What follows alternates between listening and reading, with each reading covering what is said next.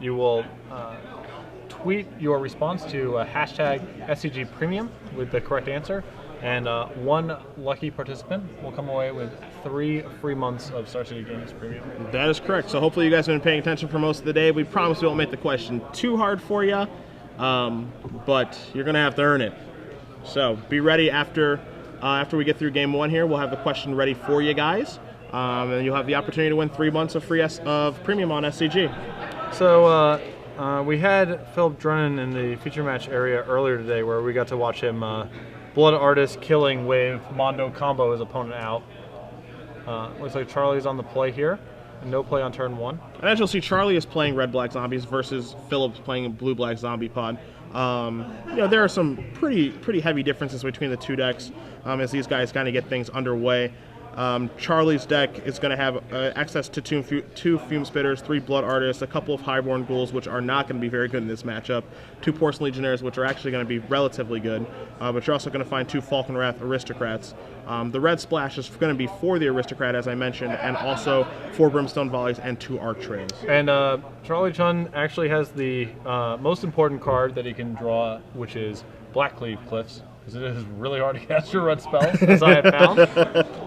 And he has his hand is insane. He has another Messenger and a Brimstone Volley and a Guess Verdict in his hand. So, okay, so that's a pretty darn good hand. Yeah. As loaded as you can really ask for here, especially with Drennon missing plays on the first 2 turns. Yeah, I'm quite interested to see what Phillip kept, because with how many 1-drops and 2-drops are available to zombies, and it's part of the appeal of playing the deck is that it's so aggressive, to not have a play and to have your first play Phantasmal Image, which is going to come into play tapped. I mean, it's sketchy keep, it feels like to me. But probably, I would imagine he's going to hit for 5 and add another Messenger to his board. So between the 2 Messengers that he's going to have and the Brimstone Volley, it's kind of hard to imagine the game getting away from him. Yeah, I mean, there's not really a very good way to gain life in the mirror outside of Blood Artist activations. And with Phillip's deck containing Birthing Pod as well, you know, his life total is going to get so low that activating that card isn't even like a realistic option. Yeah. So we see the second Messenger come down, draining Phillip for 2 more life. And his hand, as Patrick said, is stacked. He has Guess Verdict and he has Brimstone Volley. He also has combo. Yes, they work very well together. And he also has the 5th Lance, so that he can cast both in the same turn next turn. And I mean, something even crazier that he could do, assuming that I've got my card right, is Guess Verdict can target himself. Yeah. So that he can sack the Messenger to get 2 that way, and then deal 5 with the Volley if he needs to do that. Phyrexian Obliterator. Don't Brimstone Volley that. So he's just, I suppose he's just dead? Bashes with all 3 of his guys. He's going to let Diagraph Ghoul through. Or maybe he doesn't do that. No, I actually don't know. It's not sure he has. 2, 3. I mean, I would think that he's dead, right? No, because... Oh, no, he has to block the Messengers. Yeah, this is lethal. He sacks that. That comes back as an Obliterator. One would assume. Okay. So that should drop him to 8, and then this shoots him to 3, and then there's just no way for him to block. Yeah. Yep. Battle, battle, battle. He's going to go down to 1 and then 2 Messenger activations, or at least 1 Messenger activation will finish him off. That's a wrap. That's a wrap. A fast and furious game 1. Now, I know that you said that you're just a bigger fan of red-black zombies over blue-black. Yeah, I'm not a huge fan of the blue cards. Okay. It's basically my problem with the deck. Like I said, I'm not a huge fan of Phantasmal Image in the deck. Okay. Because you're not copying your own guys until turn 4 anyway. Okay. At that point, you could just be playing Metamorphs. Sure. And I'm also just not a huge fan of the 3-drop Lord. Diagraph Captain. Yeah, sure. Yeah, I just don't think he's really that impressive.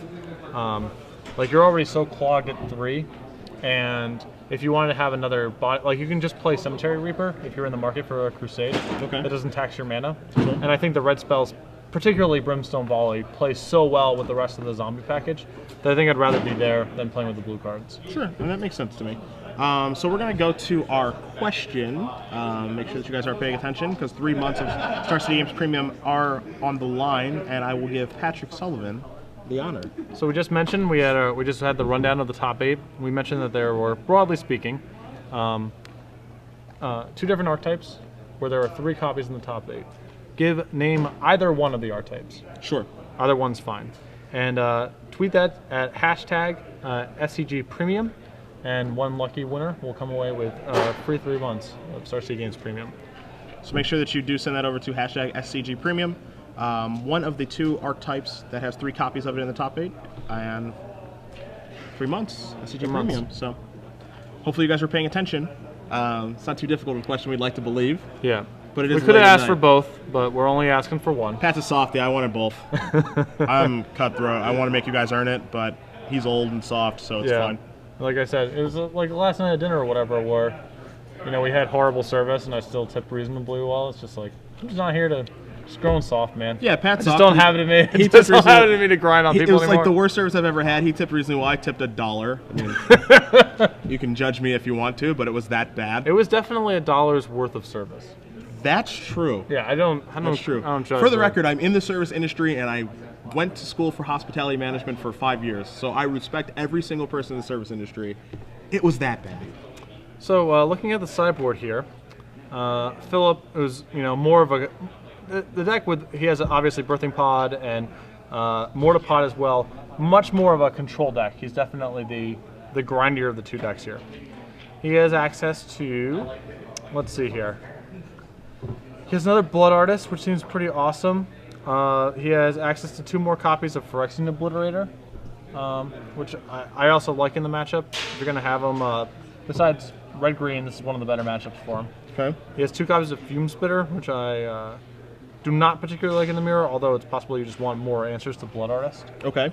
And that is, Vile Rebirth, Killing Wave, another Skin Render if he wants it, another Dismember, but I don't think you want Dismember here against Chun's more aggressive build. Well, I mean, it's possible that he does want Dismember against Falcon Wrath Aristocrat.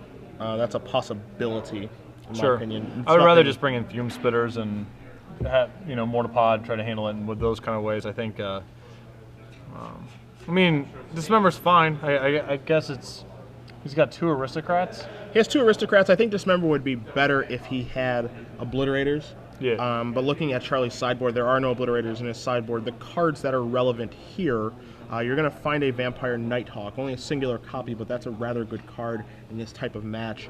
Blocks the 1-drops extremely well, and lifelink is also important in an aggressive matchup where there isn't a lot of life gain.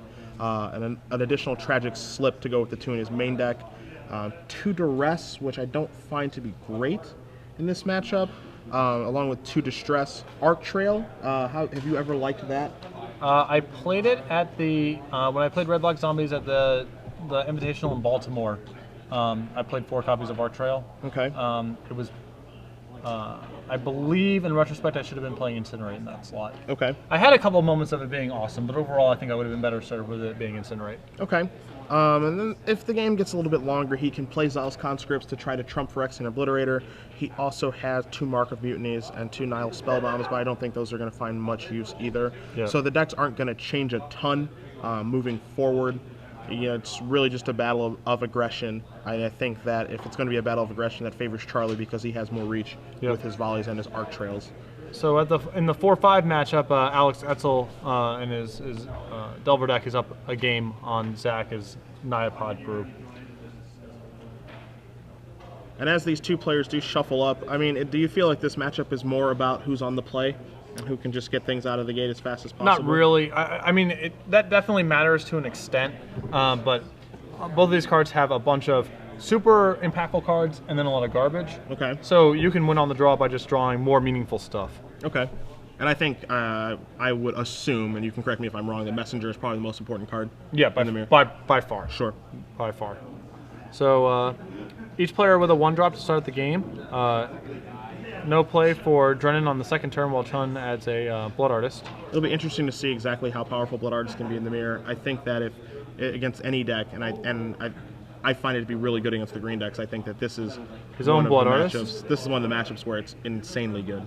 I think that Charlie has an Art Trail in his hand, which is just, this is We call that the Stew's News.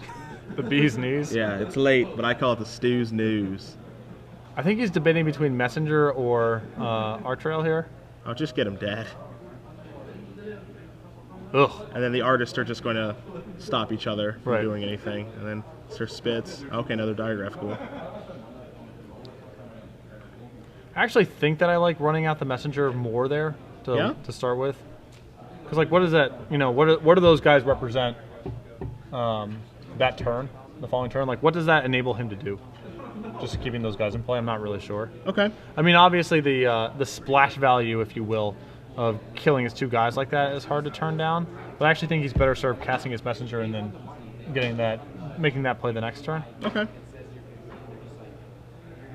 So we have a Mortar Pot coming into play. The Germ Token is here. It's kind of deciding what he's going to want to kill with that. My assumption is that's going to go towards Blood Artist, because you don't want that card to be on the board. Yeah. Also, he's going to be able to, if he has a Tragic Slip in his hand, enable Morbid.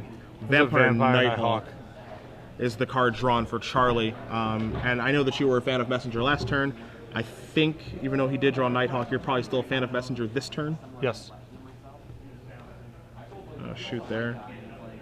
Yeah. So I think this is the one turn window where he has Tragic Slip available. And if you do play Messenger this turn, you know, it comes into play tapped anyway, so you'd rather have it this turn instead of Nighthawk. For sure.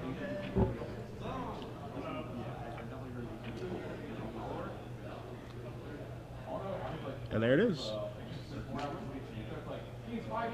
I mean, the only argument that I really see for casting Nighthawk is if you want to hedge against Obliterator, but between Fume Spitter or Tragic Slip in his hand, you can actually handle an Obliterator as well. Sure. So. And just watching these games play out for Charlie, you can kind of see why this deck is in the top 8. Oh yeah. No, this is what's the most awesome thing about his draws, in my opinion, have been the fact that he's had a red-black dual land. Once you have that, everything's super easy. Okay, your deck is just turned on. Yeah. Okay. But that's, you know, the mana is not awesome. I mean, his mana base is 14/4/4. The mana base for the deck that I play is 14/4/4 plus 1 mountain. I mean, it's not good. It's not good mana. Sure. And so, as you said, this is the Obliterator that you were talking about that may be coming. Fume Spitter is This going is okay. He can Fume Spitter, or Tragic Slip it. Take care of it, get in for 7. It's going to put him down to 3. And you know the thing about the zombie matchup versus other life gain other aggressive matchups like Green Mirrors is there isn't really a way to gain life. No, there's Blood Artist basically. That's about it. I mean, if he wanted to take the Vampire Nighthawk strategy like Charlie has, I could see that as being reasonable, but it's difficult to gain life. Copy that. I'm not sure exactly where that gets him. I mean, it's some chump blocking, I guess. There's an Aristocrat. And that's going to take care of this game. All he needs to do is stack for 4. No sacrifices necessary, and just that quickly. And Charlie Chun on to the semifinals. And actually, I was just talking about Art Trail versus Incinerate in the deck. And actually, where I'm at now is I actually like Pillar of Flame most of all. Okay. A, because you have a lot of stuff to do on turn 2. So it's nice to be able to go turn 3, Guy plus Pillar. Like that makes your mana base a lot smoother. And there's just so much. I mean, having Pillar and the Zombie Mirror is insane.